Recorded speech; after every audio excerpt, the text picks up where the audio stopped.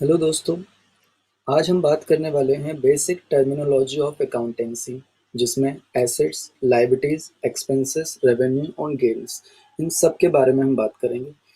जब हम अकाउंटिंग करते हैं तो ये ऐसे टर्मिनोलॉजी हैं जो कि यदि हम 11th में लर्न करते हैं, 11th में सीखते हैं, तो ये हमें हमारे आगे की स्टडी में बहुत ज़्यादा हेल्पफुल होते हैं।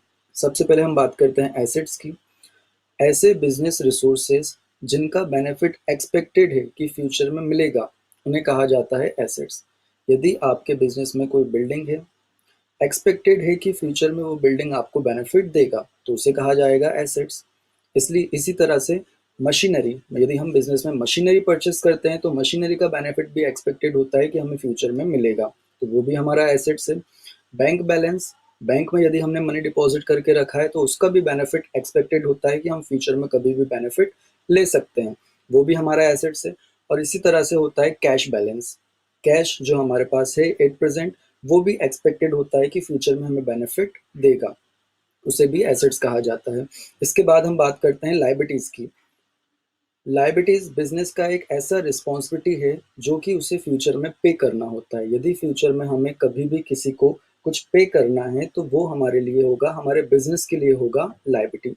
जैसे बैंक लोन, यदि बिजनेस आज किसी बैंक से लोन लेता है तो बिजनेस का रिस्पॉन्सिबिलिटी बन जाता है कि फ्यूचर में उसे वो पे करना होगा, इसलिए बैंक लोन लायबिलिटीज है।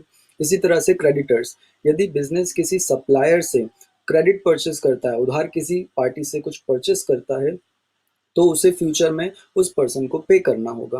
तो क्योंकि हमें फ्यूचर में उस पर्सन को पे करना है, क्योंकि हमने आज उससे क्रेडिट में गुड्स परचेस किया है, इसलिए ये भी हमारी रिस्पॉन्सिबिलिटी बन जाती है। मीन्स ये हमारा लायबिलिटीज बन जाता है, जिसे हम बोलते हैं क्रेडिटर्स। इसके बाद हम बात करते हैं एक्सपेंसेस की। दोस्तों, एक्सपेंसेस के बारे में कहा जाता है कॉस्ट का वो हिस्सा जिसका बेनिफिट विथ इन 1 ईयर, 1 साल के अंदर अंदर मिलके खत्म हो जाएगा। जिसका बेनिफिट सिर्फ 1 साल मिलता है, 1 साल के अंदर अंदर उसका बेनिफिट मिलके खत्म हो जाता है, उसे हम बोलते हैं एक्सपेंसेस। जैसे एक शॉपकीपर है, अपनी शॉप का 1 मंथ का रेंट पे करता है 10,000।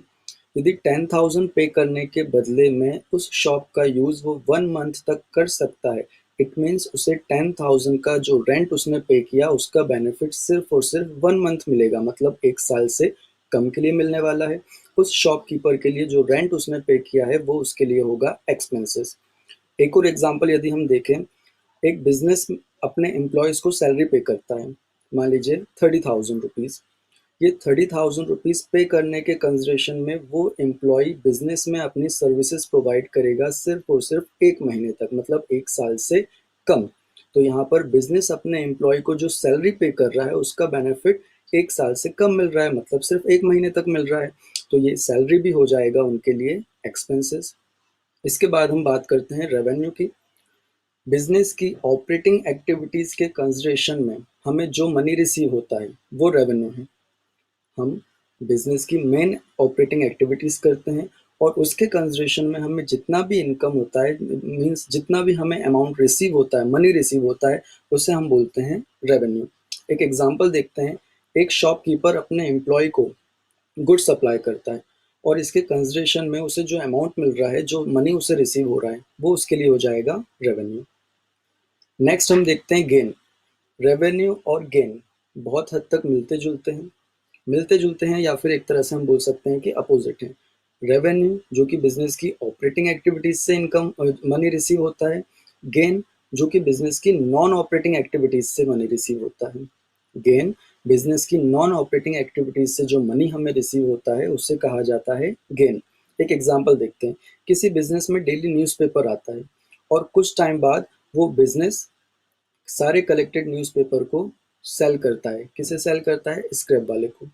अब यहाँ पर बिजनेस का मेन एक्टिविटी स्क्रैप वाले पर्सन को न्यूज़पेपर सेल करना नहीं है, तो ये नॉन ऑपरेटिंग एक्टिविटी हो गया। अब न्यूज़पेपर सेल करने से जितना भी हमें मनी रिसीव होगा उसे हम बोलेंगे गेन। बिजनेस की मेन एक्टिविटीज से यदि मनी रिसीव होता है तो वो रेवेन्यू होगा, और बिजनेस की नॉन ऑपरेटिंग एक्टिविटीज से मनी रिसीव होता है तो उसे हम बोलते हैं गेन। और इसके बाद हम बात करते हैं लास्ट में इनकम के बारे में। बिजनेस के टोटल रेवेन्यू में से जब हम टोटल एक्सपेंसेस को माइनस करते हैं तो हमें जो भी अमाउंट मिलता है वो होता है हमारा इनकम। बिजनेस की टोटल रेवेन्यू में से जब हम टोटल एक्सपेंसेस को माइनस करते हैं, तो जो एंड में अमाउंट बचता है, उसे कहा जाता है इनकम। दोस्तों, इसके अलावा यदि इस टॉपिक से रिलेटेड या अकाउंट से रिलेटेड किसी भी तरह का कोई भी डाउट आपको हो, तो आप नीचे कमेंट बॉक्स में ज़रूर कमेंट करें। जहाँ तक कोशिश होगी मैं हर एक कमेंट का रिप्लाई ज़रूर करूँगा। तो ये जो टॉपिक अभी हमने क्लियर किए, जो टर्मिनोलॉजी के बारे में बात की हमने, या इसके अलावा और कोई भी टर्मिनोलॉजी में आपको डाउट हो, तो आप नीचे कमेंट बॉक्स में कमेंट करके डाउट पूछ सकते हैं।